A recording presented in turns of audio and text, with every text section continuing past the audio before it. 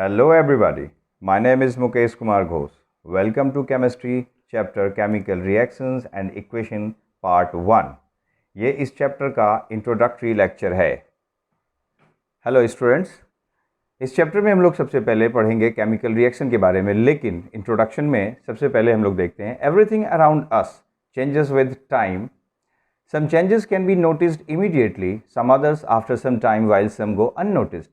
इसका मतलब हमारे आसपास जो चेंजेस होते रहते हैं उसमें से कुछ चेंजेस को हम इजीली नोटिस कर सकते हैं, लेकिन कुछ चेंजेस ऐसे होते हैं जो काफ़ी धीरे धीरे होते हैं जिसे हम कभी महसूस कर भी सकते हैं, या कभी कुछ ऐसे बदलाव भी होते हैं, चेंजेस होते हैं जिसे हम बिल्कुल नोटिस नहीं कर सकते हैं. फॉर एग्जाम्पल अगर हम देखते हैं formation of curd from milk, ripening of fruits, ये चेंजेस ऐसे हैं जिसे हम होते हुए नहीं देख सकते लेकिन ये होते हैं. सो गाइज, चेंज दो तरीके के होते हैं, एक फिजिकल चेंज और दूसरा chemical change. So those changes in which no new substances are form called physical change. तो वो चेंज जिसमें कोई नई चीज़ों का निर्माण नहीं होता है उसे हम फिजिकल चेंज कहते हैं, जैसे मेल्टिंग ऑफ आइस. दूसरा, those changes in which new substances are formed with new properties called chemical change. यानी वो बदलाव जिसमें कोई नई चीज़ें बनती हैं और उसमें पूरी प्रॉपर्टीज़ उसकी बदल जाती है, वो भी प्रॉपर्टीज़ नई होती हैं, सो उसे हम कहते हैं chemical change. For example rusting of iron. Chemical changes are the result of chemical reaction. Chemical change जो होता है वो केमिकल रिएक्शन के कारण होता है. So what is chemical reaction? The process of changing one or more substances into other substances having different composition and properties called a chemical reaction.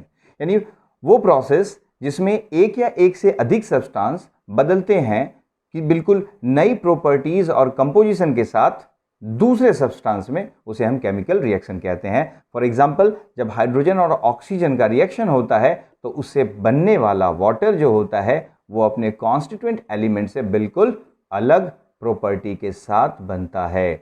The substances which take part in chemical reactions are called reactant. तो जो substance chemical reaction में भाग लेते हैं उसे हम reactant कहते हैं.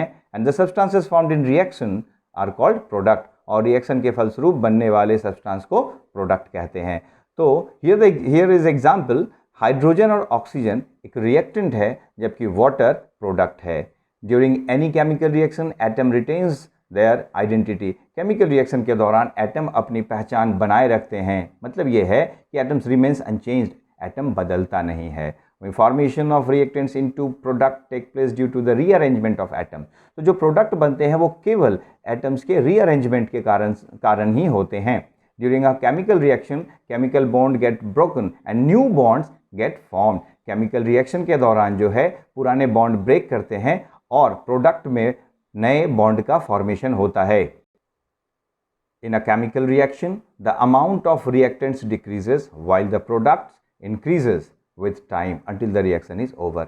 Chemical reaction के दौरान जो है वो reactants का amount decrease करता है, जबकि products का amount increase करता है समय के साथ, और यह तब तक होता रहता है जब तक कि reaction complete ना हो जाए. Rate of chemical reaction is affected by following factors. Chemical reaction का जो रेट है वह कुछ फैक्टर्स के द्वारा प्रभावित होते हैं, और ये फैक्टर्स हैं physical state of reactants, temperature, pressure, concentration of the reactants, and third one is catalyst.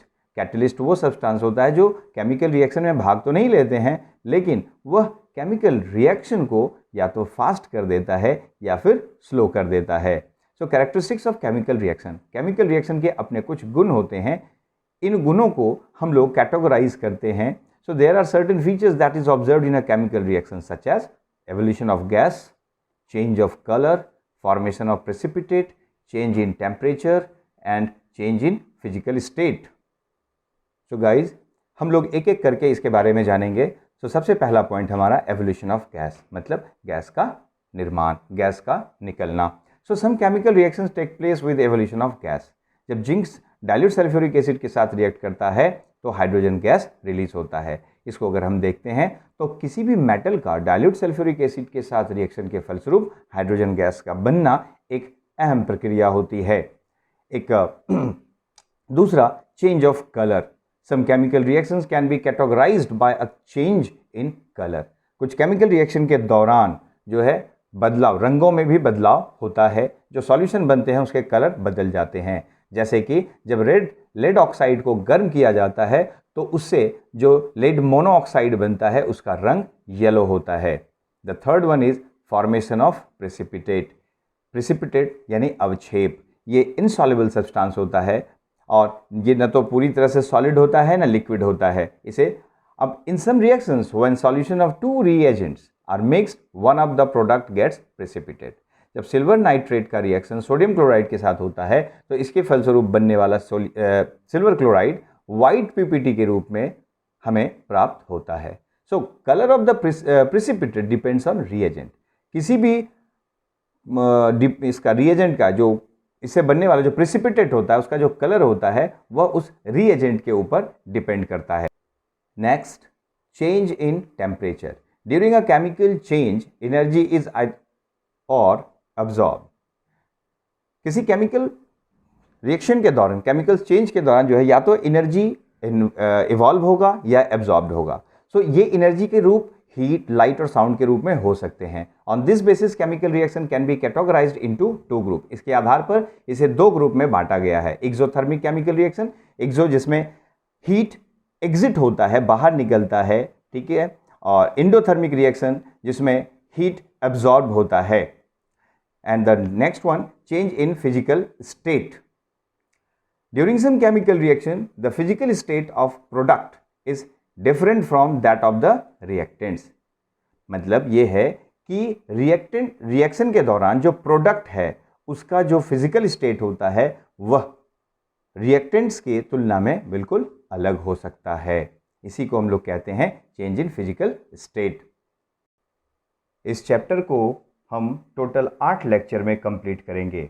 ये फर्स्ट लेक्चर है जो कि इंट्रोडक्टरी है। सेकंड लेक्चर में हम लोग chemical reaction and its property, third में chemical equation, balancing of chemical equation, ionic equation, types of chemical reaction, effects of oxidation in everyday life और निष्कर्ष के तौर पर इस चैप्टर को हम रिवीजन करेंगे।